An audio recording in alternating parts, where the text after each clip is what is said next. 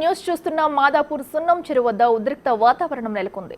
హైడ్రా కూల్చివేతలను నిరసిస్తూ ఓ మహిళ, మరో ఇద్దరు వ్యక్తులు ఒంటిపై పెట్రోల్ పోసుకుని ఆత్మహత్య యత్నానికి ప్రయత్నించారు. వెంటనే వారిని స్థానికులు అడ్డుకున్నారు. చెరువులో షెడ్లు నిర్మించి వ్యాపారాలు చేస్తున్న వారు కూల్చివేతలను అడ్డుకునే ప్రయత్నం చేస్తున్నారు. దీంతో పోలీసులు వారిని నిలువరిస్తున్నారు. దీంతో సున్నం చెరువు పరిసరాల్లో ఘర్షణ వాతావరణం నెలకొంది.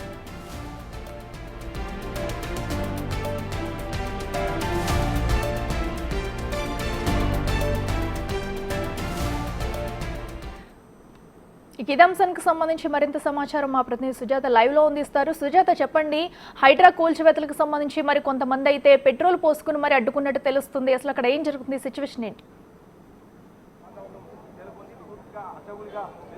అఖిల, హైడ్రా అధికారులు మాదాపూర్లోని సుండప్ చెరువులో నిర్మించినటువంటి అక్రమ కట్టడాలు ఏవైతే ఉన్నాయో వాటన్నిటిని ఉదయం నుంచి నేలమట్టం చేస్తున్నారు. అయితే ఈ నేపథ్యంలోనే వ్యాపార సముదాయాలు ఏవైతే నిర్మించారో వాటికి సంబంధించినటువంటిని నేలమట్టం చేసే సమయంలో దాంతో పాటు విలేజెస్ నుంచి వచ్చి ఇక్కడ బతుకుతున్నటువంటి కొంతమంది వాచ్మెన్స్గా వీళ్ళ ఎవరైతే జీవనోపాధి సాగించుకుంటున్నారో వాళ్ళకి ఈ ఎఫ్టీఎల్కి సంబంధించినటువంటి పరిధిని 5,000కి 10,000కి కిరాయికి ఇచ్చి చిన్న చిన్న గుడిసెలు నిర్మించుకుంటున్నటువంటి సమయంలో వాళ్ళ నుంచి కిరాయి వసూలు చేస్తున్నారు ఈ ల్యాండ్కి సంబంధించినటువంటి కొంతమంది కబ్జారాయిలు. అయితే ఈ నేపథ్యంలోనే హైడ్రా అధికారులు వాటిని కూల్చివేస్తాము, మీరు ఖాళీ చేయండి అని చెప్తున్నటువంటి సమయంలో వాళ్ళు మహిళలు రోడ్డు మీదకి వచ్చి పోలీసులను అడ్డుకునే ప్రయత్నం, అదేవిధంగా అధికారులను అడ్డుకునే ప్రయత్నం చేస్తున్నారు. మేము ఖాళీ చేయబోము, మేము ఇక్కడే ఉంటాము అని చెప్తున్నటువంటి సమయంలో పోలీసులు ఖాళీ చేయాలి, హైడ్రా అధికారుల సహాయంతో పోలీసుల సహాయంతో హైడ్రా అధికారులు ఖాళీ చేయాలి అని చెప్తున్నటువంటి సమయంలో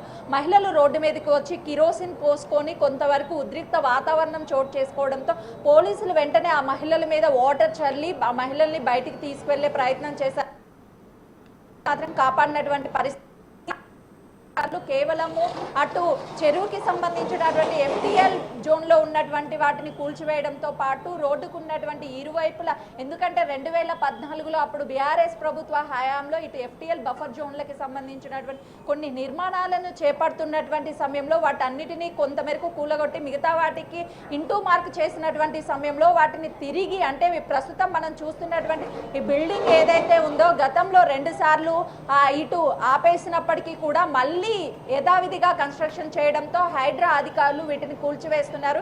ఏదైతే జీవనం సాగిస్తూ, అంటే కొన్ని అపార్ట్మెంట్స్ ఉన్నాయో వాళ్ళని మాత్రం ఖాళీ చేయాలి, డిస్టర్బ్ అవ్వకుండా నోటీసులు ఇచ్చారు. 15 రోజులు టైం ఇచ్చారు వాళ్ళని ఖాళీ చేయాలి అని. మిగతావి ఏవైతే కన్స్ట్రక్షన్లో ఉన్నటువంటి నిర్మాణాలు ఉన్నాయో ఆ నిర్మాణాలను మాత్రం వెంటనే నేలమట్టం చేస్తున్నారు.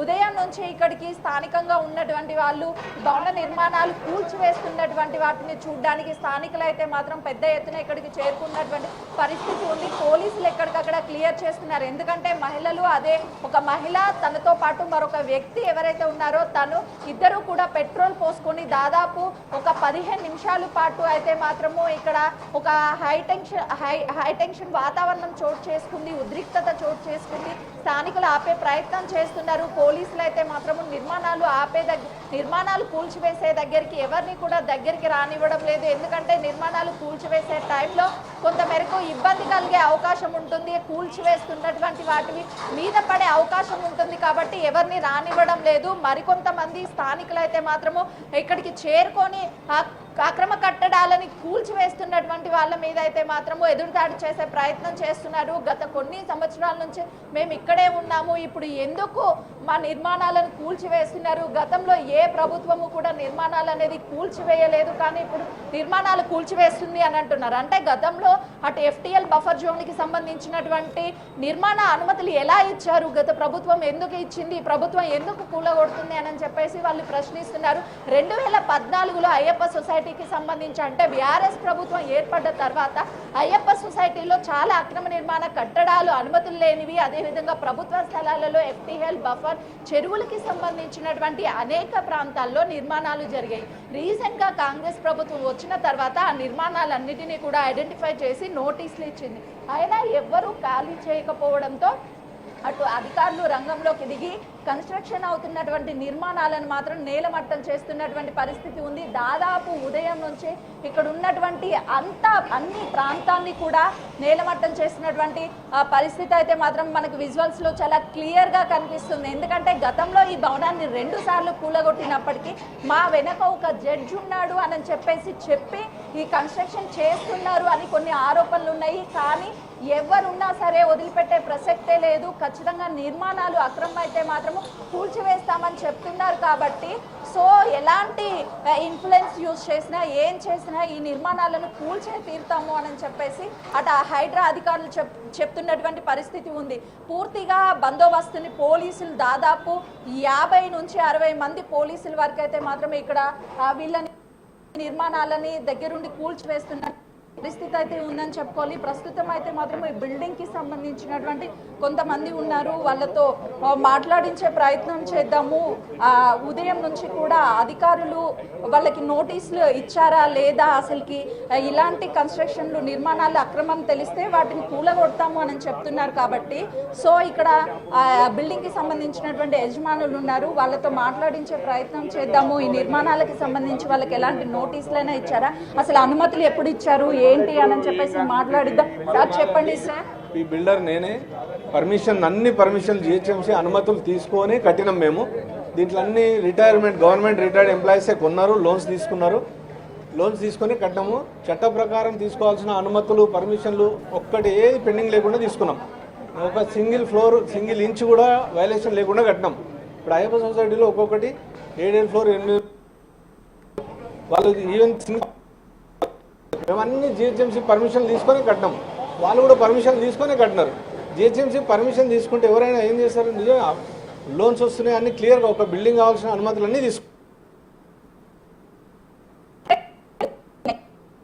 సరే బట్ ఇన్ కూల్చే తీరుతామని హైడ్రా అధికారులు అంటున్నారు. మేడం ఇప్పుడు ఒక పర్మిషన్ మనం వేసుకున్నప్పుడు టౌన్ ప్లానింగ్ వాళ్ళు వచ్చి ఫిజికల్ వెరిఫై చేస్తారు, సైట్ ఇన్స్పెక్షన్ చేస్తారు, చేసి ఇది ఎక్కడుంది ఏముంది అనేది వాళ్ళు చూసుకో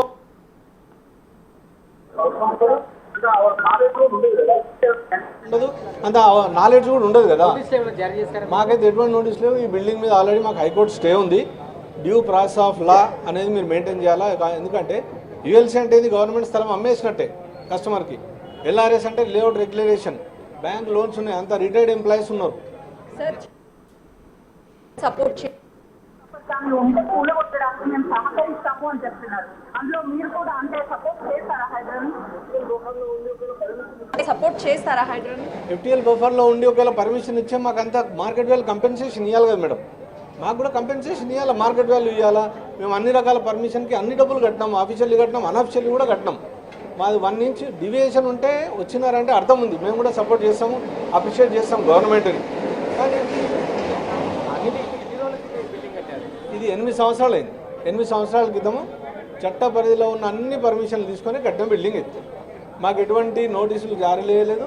మేము అప్పుడే మున్సిపాలిటీలో ఇది బఫర్ వస్తుంది, అసలు ఈ బిల్డింగ్లు అయ్యేంత వరకు కూడా బఫర్లో FTL అనేది ఎవరికి ఐడియా లేదు. ఎందుకంటే ఇది హుడా లేఅవుట్ కాబట్టి. Sir as a village map ప్రకారం ఇప్పుడు ఈ పరిధి అంతా కూడా FTL బఫర్ వస్తుంది అని చెప్పేసి అధికారులు చెప్తున్నారు. ఇప్పుడు వచ్చింది అంటున్నారు, 8 సంవత్సరాల తర్వాత ఇప్పుడు వచ్చింది అంటున్నారు.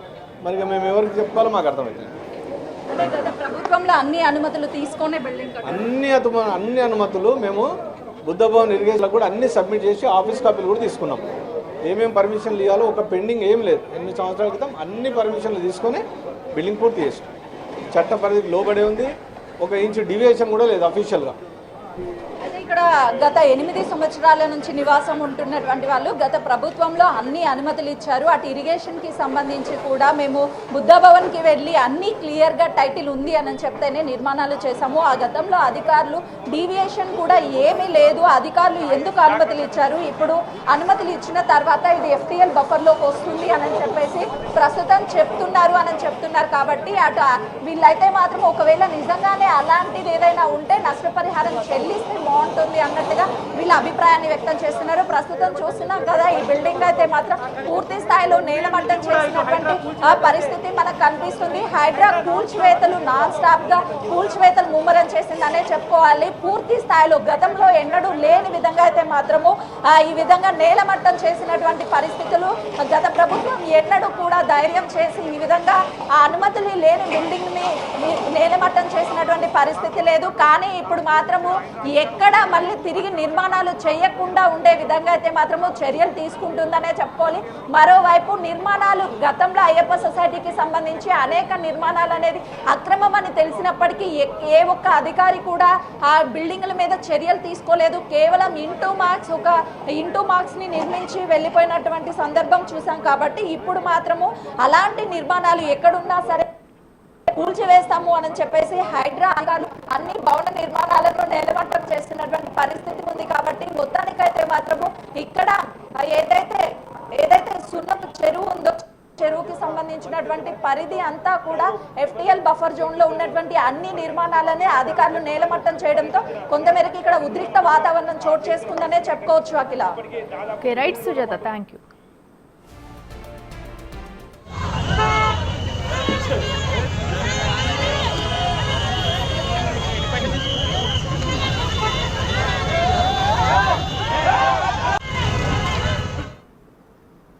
మాదాపూర్ సున్నం చెరువు వద్ద ఉద్రిక్త వాతావరణం నెలకొంది. హైడ్రా కూల్చివేతలను నిరసిస్తూ ఓ మహిళ, మరో ఇద్దరు వ్యక్తులు ఒంటిపై పెట్రోల్ పోసుకుని ఆత్మహత్య యత్నానికి ప్రయత్నించారు. వెంటనే వారిని స్థానికులు అడ్డుకున్నారు. చెరువులో షెడ్లు నిర్మించి వ్యాపారాలు చేస్తున్న వారు కూల్చివేతలను అడ్డుకునే ప్రయత్నం చేస్తున్నారు. దీంతో పోలీసులు వారిని నిలువరిస్తున్నారు. దీంతో సున్నం చెరువు పరిసరాల్లో ఘర్షణ వాతావరణం నెలకొంది.